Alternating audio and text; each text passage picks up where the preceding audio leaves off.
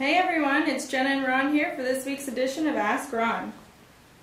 Okay, so the first question is from Scott in Springfield, Missouri. Hey Scott. We are in the process of getting business cards and was wondering what people are doing on the back of them. Well, in my terms course and in my boot camp manual, we have those cards laid out for you in there. I honestly don't know if they're on the Gold Club site or not, to be honest. If you're a Gold Club member, you can go check, and you must be a member, you wouldn't be watching it. Well, I guess this goes to all of our list, though, doesn't it? Yeah. The back is just used to tell more about what you can do for them. A business card only has one function, and that's to get people to call. In order to get people to call, you have to make sure that WIIFM is answered. That's what's in it for me. So you tell them the reasons why they should be contacting you. You buy houses, any condition, any area, any price range, and strictly confidential, and I like the words walk away today.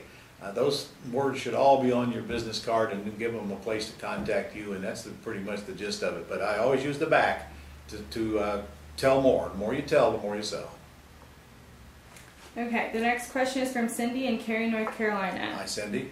I have a seller that thinks their house is worth $310,000. Okay. I am a broker and can see that the house is closer to $275,000. Okay. But they owe $310,000 on it. Okay. They are willing to sell it for what they owe. This is a military town and values do not go up much. Is it worth my time to make an appointment? Do I bring up the value on the phone? Well, Cindy, a couple of points. Point number one, it's absolutely worth your time to make an appointment. Point number two, I'm a little concerned that your conservative realtor brain has dropped the value. I want you to be very careful when you're looking at comps now, because here's what bothers me. In the date and time we're at right now, if that house is truly only worth $275,000, I'd have to ask, okay, well, how'd you get a $310,000 loan on it? I think your R was wrong, Cindy. It would pay for you to go back and check. And remember, we're using the highest comps in the neighborhood, not knocking them down or using averages. We only use the highest comps that are anywhere near our house. Now that's all true, but probably unapplicable, because you're going to be buying with terms and selling with terms. They'll give you the house if you want it. I would not worry about what's owed on it. You buy the house, the worst case you put a tenant in there, best case you put a tenant buyer in there, which is the only way I'm going to do it, and you raise the price above that. I have raised the price on houses as much as 50%. 50%. There's one caveat here. If you truly find out that it is over leveraged, I'd make the seller sign a form, which by the way is in my boot camp manual and my terms course, that says that if and when your buyer wants to go get a loan and the property is over leveraged, that the seller will participate in a short sale to get it down to market price. That will protect your buyer if they do actually want to go get a loan. But don't be assuming that they're going to want to go get a loan just because you put them in there and give them the option to buy. It just doesn't work that way, Cindy. They could live in there for years and never even go apply for a loan. So absolutely I'd take that deal, even if it's over leveraged. I'd take that house, but I'd want to own it. That means I'll let them deed it to me subject to, and there will be no balloon because there is no new mortgage created. You just take over the debt and forget about what's owed on it. That's the kind of asset, beautiful house, beautiful neighborhood, you got it for free. Crying out loud, don't walk away from it. Okay, the next one's from Anthony in Michigan. Hey Anthony. I'm having trouble finding an attorney that understands the methods that we use. I have spoke with 3 so far, and 2 of them think I need a license, and the other was not sure. Gosh. I live You're in not Michigan. speaking to real estate attorneys, Anthony. You're speaking to the wrong attorneys. Anybody who closes real estate transactions on a regular basis would know that both of those things are totally false. You do not need a license to do what we do, and there's no reason you can't do this in Michigan regardless of what your uneducated attorneys tell you. Go find the proper attorney. Sometimes you have to do a little bit of searching. In fact, here's the questions you should ask before you even go any further. Number 1, do you do real estate closings? Yes or no? If it's no, you're done. Well, I do real estate closings, and sometimes I buy subject to, sometimes a lease purchase, and sometimes on wraparound and land contract devices. Is that an issue for you? If it isn't, you got your guy. If it is, whack them. Go find somebody else. It's called pre-screening. Don't assume that just because people are attorneys, they understand what you do for a living. I don't know how to do what they do. They don't know how to do what I do. Okay, Michael Stagger from Georgia. Hey, Michael. Is asking. The seller is asking $350,000 Okay. and said it's worth $350,000 Okay. and would consider accepting a lower amount. The All right. seller owes $115,000. Got it. But my question is, how do I profit if the property is already rented out? Okay. Well, it depends on whether it's rented or whether it's leased. If it's leased, there's nothing you can do but wait the lease out. But so what? As long as your payment to the seller is the same as or less than your incoming rent, you can leave the tenant in there if you need to. Just collect rent and pay the seller until the tenant decides to move at the end of their lease. If the house is rented, then you can buy the house from the seller and you have total flexibility. You can either, first thing I do is go to them, see if they have interest in buying on a lease purchase. If they do, find out how much money they got, put them in the house and raise the price at least the amount of money that they got to put down. If they don't have an intention of buying, then give them notice to move, which you can do. They don't, you can move people out even if they're paying their rent when you own the house. And the worst case, even if you want to leave them in the house and they don't have any money, give them the option to buy it anyway, as long as they accept the responsibility for doing all of the repairs. What do you got to lose? So one of those things are going to happen, but I can tell you if he wants $350 and he owes $350, I'm not giving him $350. Certainly worth making an appointment, but when I get out the house, I'm going to do a little bit of negotiating and get that price down. And get down, I don't know, $340, $330, whatever I can get it to. But to your answer to your question is, we raise the price because we can offer terms. Even if you had to pay $350, you can't tell me you can't get $365 out of it and get $15,000 down more than you gave the seller.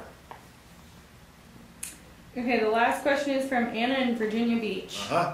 I just signed a house under contract subject to $155,000 loan balance, Okay, $1,000 PITI. got it. Comps are roughly 174, 0 down, 0% interest. I have the house for the whole... What? 0 down and 0% interest. I like those terms. You did good on that one, okay? I have the house for the whole 29 years left on the my refinance mortgage. Well, wait a minute. Something doesn't make sense then. Because if there's a mortgage on it, there's no 0 interest. So you might have taken over the debt, but you're paying principal plus interest on that underlying debt. Okay? Rents are between $1,250 and $1,400. Okay? My exit is lease purchase tenants. Right. Do we close the purchase and sales contract? Yes. And you then, have equity, you have a low payment, you have positive cash flow. Yes. Okay, and then go to the closing with lease option tenant. You don't have a closing until your lease option tenant gets ready to cash you out with a new loan. That's off into the future. There's several things here. Number one, you should go ahead and buy it now so that you can lease option it to your tenant buyer. And then when they get ready to buy, you can deed it to your tenant buyer, and that's a very simple, normal sale. But I want you to take title now so that you are the owner when you get ready to sell. But your exit strategy is correct. Just lease option it out to a tenant buyer. You've got plenty of reason to do that deal, and there it is, drop right into your lap. Go ahead and close it. However, make sure you don't start making payments for 2 or 3 months after you close it. You must have that in writing with your seller before you close. It gives you plenty of time to put somebody in it. There's already a tenant in it. I just went over that with the last questions I answered. She said, "This is my first deal. I'm pretty excited, You're scared. but a little lost on the whole closing aspect. I do have a real estate attorney that I will be talking to next week, but I don't want her to tell me that something can't be done when I know it can be." Well, there's nothing that can't be done on this deal. So you might want to run it by your attorney, and if you have an issue, it doesn't sound like you have a mentor you're working with, so I don't know who to tell you to call except get back on this thing in a week. Now, you can submit us questions by email, and we'll answer them as fast as we can. If this happens to be an issue, we'll do the best we can, but obviously we're not going to be instantaneous because sometimes you just need somebody to talk to right now. But there is nothing wrong with this deal. First thing I'd do if I were you is get a purchase and sale agreement signed by the seller, and if the seller signs that, at least you got the house under contract before that deal gets away to somebody else. You can work out all the details later once you get that done. But that is definitely step one. And again, I make sure the seller knows that my payments aren't going to start till, let's see, October, November, at least December the 1st. And that's a condition of your purchase, since you're going to pay the closing costs to get this thing signed over to you. Okay? All right, all the questions? Yep. All right, I want you guys to know that October 4th, that's a day you want to write down, from 9 a.m. to 1 p.m. That's a Tuesday, I believe.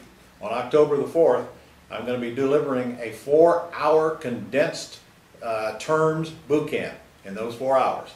I'm literally going to go from beginning to end and go through every single step. I'm going to be doing some scripts there, some skits in the middle.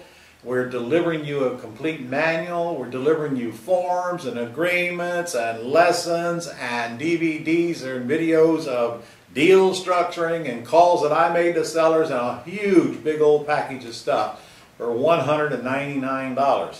I'm doing this because I've had multiple requests to do it. We're going to do it once. So mark that down. If you have to work that day, it would be a very good day to get ill while you're watching from 9 to 1. So go to, what's the web address? ronlegrand.com/next check. ronlegrand.com/next check and get signed up. And another cool thing is, once you pay the $199, we can't stop you from actually bringing people into your living room or wherever you want to watch this thing and charge them to be there. Might even make a little bit of money at it, who knows. Whether you do or you don't, that's kind of moot. What I want you to do is get on this thing and see how I buy and sell houses with terms every single month right here, and so many thousands of my other students do it as well. It'll be a really, really packed 4 hours. So go to ronlegrand.com/next check, get signed up. We got 500 people we can put on it. That's all it will hold. See you next week.